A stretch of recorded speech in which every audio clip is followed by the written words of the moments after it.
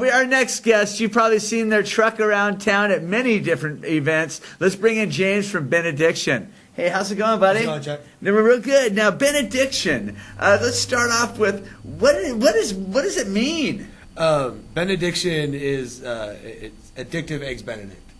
Or an addiction to eggs Benedict. So it's a word that you made up. Oh yeah, no, it's completely our. I was raised in a Catholic household, so benediction to the Catholics is a prayer of blessing, and we decided to have a little fun with that. A little double meaning to it. But so, are you telling me that you have a food truck that serves eggs Benedict? Yeah, when my wife and I wanted to open our own business, we wanted to do eggs Benedict in Fresno. We wanted to kind of raise the bar on that, hopefully, in the area. But we didn't have the money to start a full brick-and-mortar restaurant at the time. So we had to figure out a way to make eggs Benedict without actually making eggs Benedict. So we started making it as a sandwich. Closed-faced, we do our hollandaise sauce a little differently than traditional. We make it with an oil base instead of a butter base, so it holds a little bit better. And we make a full breakfast sandwich out of it. And you make a bunch of different sandwiches is what you do, and you have a kind of a rock and roll theme. Yeah, we name everything after songs. It's not all rock and roll. There's some country on there. There's some rap. Anything that comes in a tortilla, we name after a rap song. Because it's a rap. I get it. Now, you were a chef before you started this. No, actually I wasn't. No, you weren't. No, what were you doing? I managed for corporate restaurants for a long time. Before that, I served for corporate restaurants. A degree in political science randomly. Like I went to school. You were going to be a teacher. Well, I thought about being a teacher. It's I thought about doing a few different things. If you asked me in high school, I actually wanted to be a lobbyist.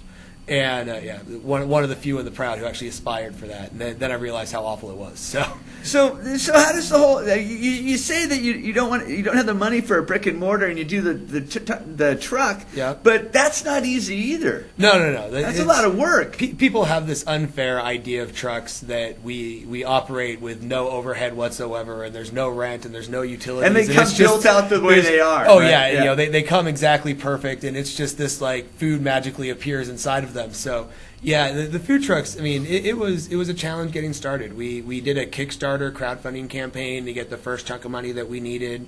And how'd that work out for you? We were one of the few that managed to do it pretty well. I'm blessed to have a family that's well connected in the area, and specifically a mother who's very well versed in fundraising.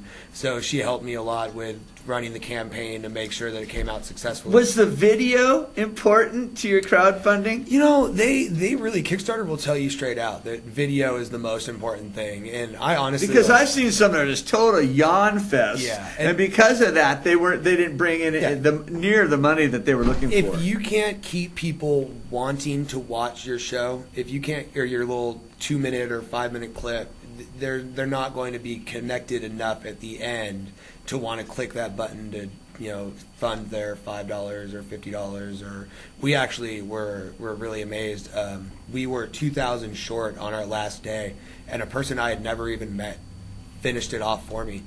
They came up with two grand like that for you. Yeah. Did you ever find out who that was? Oh yeah, no, I've met him. I've thanked him. He's a great guy. And he's got free benediction for life? Yeah, pretty much. Is that what it is?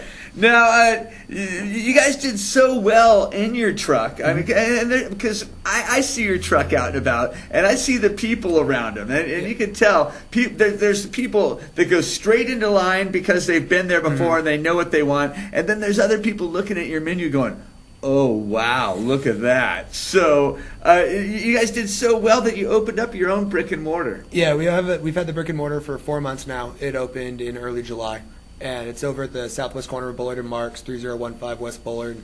Tiny little spot. It's only 1,000 square feet. We have 6 tables. We wanted to keep it really intimate like we do with the truck. When I was on the truck all full time, people knew me because I was always the guy there taking your order, calling your name, and I wanted to make sure that the restaurant kind of kept that close-knit vibe. Nice. Now, the truck is going to be at Gazebo Gardens tonight and tomorrow night from 5 to 9 p.m. That's right. And you wanted to make a point that people think that Gazebo Gardens, just because it's not the summertime anymore, that it kind of shuts down. No way. It gets kind of busy out there. Yeah, Fresno, I mean, we have mild winters. It gets a little chilly outside. Throw a jacket on. Exactly. Throw a jacket on. They put some heaters out there. They still have kids the live will be running music. around They still anyway. have the beer. Exactly. It's still a great event. We do it year-round. Tell me about Bella Fruta on Sunday. Bella Fruta, the Raccoonies at PR Farms were one of the early, really community supporters of the food truck movement. The day I got on the road, I got a call from Vince and said, we're trying to grow a food truck thing out here. We'd really appreciate you coming out on the weekends.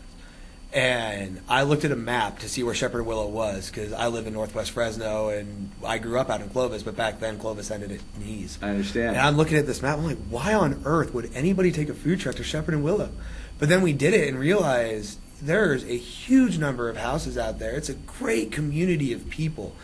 And it's just underserviced by the retail restaurant side of things. So we get to fill that niche every weekend morning. We go out. Saturday there's usually 8 or 9 trucks, and on Sundays there's good 4 or 5. They've started growing a little craft event to go along with the trucks on Saturday mornings to kind of make it a more rounded thing. Okay, now let's get to the important stuff here. What's in there? This is called this is the Smooth Criminal. It's our chicken the Caesar sandwich. Criminal. Which is a Michael Jackson, right? Yeah, Michael Should Jackson. Should I be afraid? It's a Caesar. It's a Caesar sandwich, and he's the king of pop, so it's Smooth Criminal. Caesar being the king. Yeah, oh, I get it. They all have a silly reason. French fries. Yeah, hand cut French fries. Oh my gosh! Now, tell the people at home before we go, and we have to go quickly. Some of your other sandwiches.